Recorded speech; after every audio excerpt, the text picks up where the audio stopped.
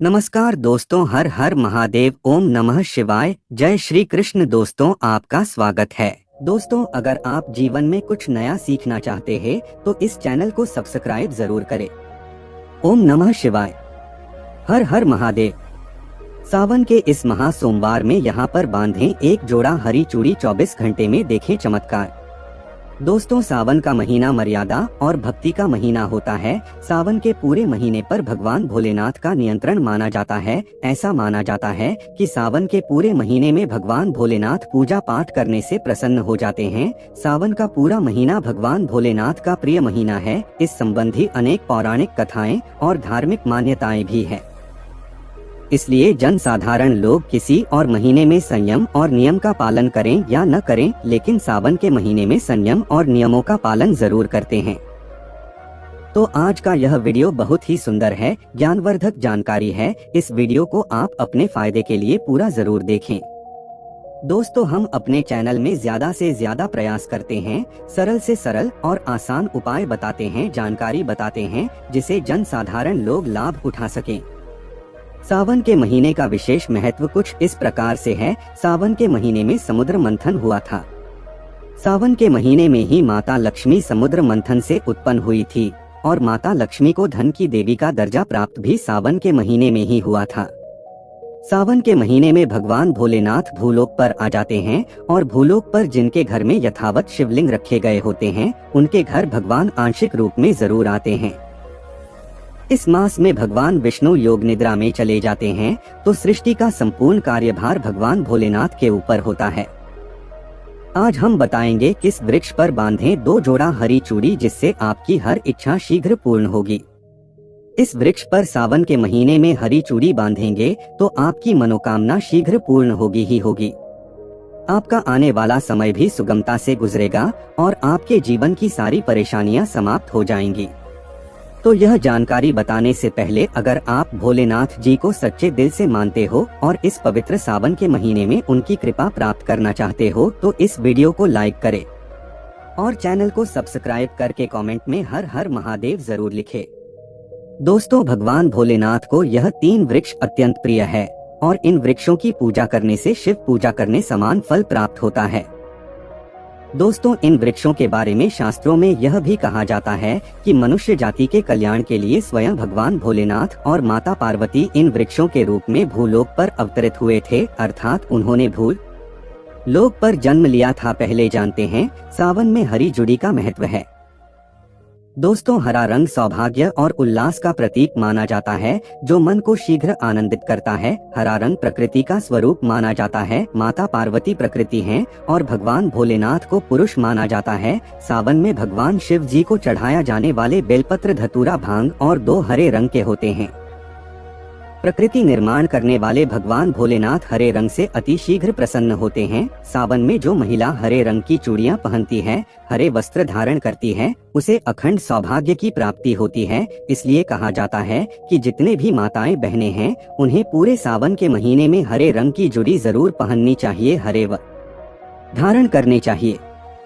सावन के महीने में जो माता बहनें भगवान भोलेनाथ की पूजा करती हैं, शिव पूजा करती हैं, ऐसी माता बहनों को हरे रंग का वस्त्र ही धारण करना चाहिए, कदापि लाल रंग के वस्त्र धारण नहीं करना चाहिए। माना जाता है कि लाल रंग के वस्त्र धारण करने से भगवान भोलेनाथ नाराज हो जाते हैं। तो दोस्तों, इस वृक्ष पर किसी भी के सोमवार के दिन जरूर बांधें हरी चूड़ी। आपका दुर्भाग्य सौभाग्य में बदल जाएगा। कैसे भी परेशानी हो, आपकी गरीबी हो, कष्ट हो, कलह हो, तकलीफ हो, जीवन में चल रही सारी समस्याएं शीघ्र समाप्त हो जाएंगी। और केवल एक ही सोमवार के दिन अगर आप यह उपाय करते हैं, हरी चूड़ी इस वृक्ष पर बांधते हैं, तो आपके जन्म जन्मांतर के गरीबी भी छुटकारा मिल जाएगी और शीघ्र आपके एक ही सोमवार के दिन उपाय करने से मनोकामना पूर्ण होगी।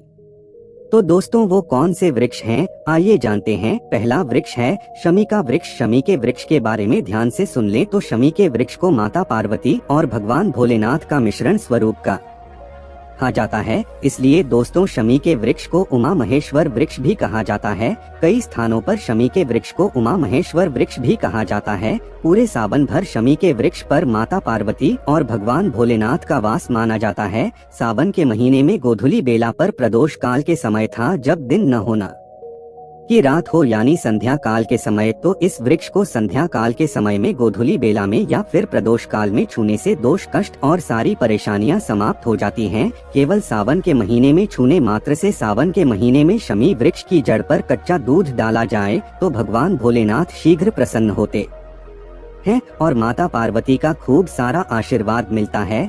शमी वृक्ष का और धार्मिक महत्व क्या है? तो दोस्तों, प्रभु श्री राम ने लंका पर आक्रमण करने से पहले शमी वृक्ष की पूजा की थी। पांडवों ने अपने दिव्य हथियार भी शमी वृक्ष पर ही छुपा कर रखे थे। शमी का वृक्ष जिस घर में लगा होता है उस घर का कल्याण होता है, उस घर में सभी प्रकार के भौतिक सुखों का वास हो जाता है। तो दोस्तों, सावन के किसी भी सोमवार के दिन शमी वृक्ष पर उमा महेश्वर का ध्यान करते हुए 2 जोड़ी हरी जुड़ी और हरा रिबन जरूर बंद हैं, या फिर हरे रंग की जो भी श्रीनगर की वस्तु आपको मिल जाएंगे वह जरूर भेंट करें। कोई भी आपकी मनोकामना हो एक ही सोमवार में पूर्ण हो जाएगी। पूरे सावन भर अगर शमी के पत्ते भगवान भोलेनाथ को उनकी पूजा में चढ़ाते हैं तो इसे अष्ट लक्ष्मी आपके घर में वास करती है। आपके घर में कितने भी दरिद्रता हो, आपके घर में कैसे भी परेशानी हो, परेशानी समाप्त हो जाती है और पूर्ण रूप से आपके घर में भौतिक सुख अगर निवास करने लगते हैं।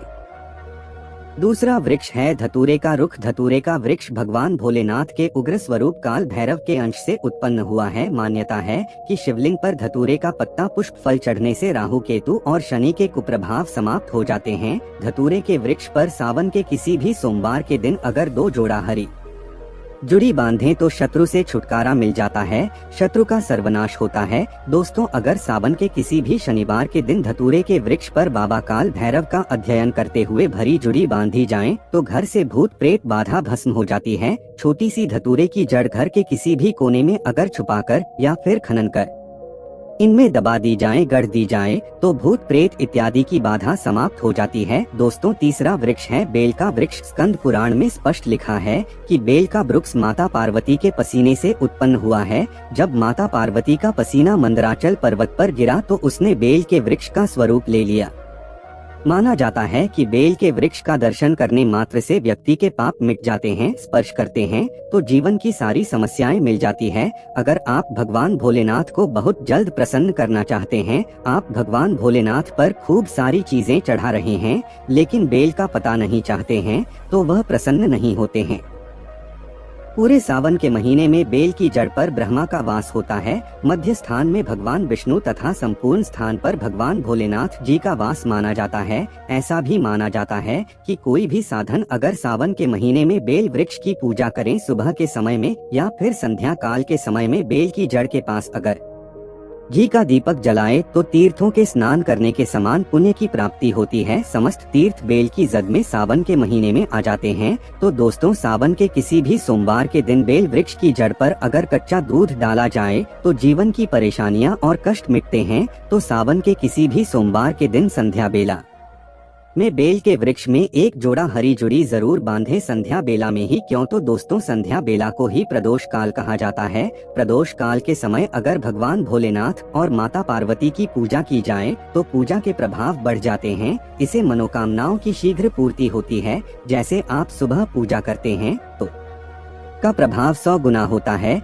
लेकिन संध्या काल के समय जब आप पूजा करते हैं, जब न दिन हो न रात हो यानी प्रदोष काल के समय अगर आप पूजा करते हैं तो उसके प्रभाव 1000 गुना ज्यादा बढ़ जाते हैं। तो संध्या काल में ही घी का दीपक जलाए। दीपक जलाने के बाद आप 1 जोड़ा हरी जुड़ी बेल के वृक्ष पर जरूर बांधें। एक ही सोम के दिन ये उपाय करने से आपकी मनोकामना पूर्ण हो जाएगी। और जब सावन में बेल के पत्ते आप भगवान भोलेनाथ को चढ़ाते हैं तो कम से कम 5 पदों पर सफेद चंदन से श्री राम लिखकर उन्हें जरूर चढ़ाएं। इससे भगवान भोलेनाथ जल्दी प्रसन्न होते हैं। तो दोस्तों, सावन के किसी भी सोमवार के दिन इन 3 वृक्षों में से इसे भी एक वृक्ष पर हरी चूड़ी जरूर बांधें, आपकी मनोकामना पूर्ण होगी।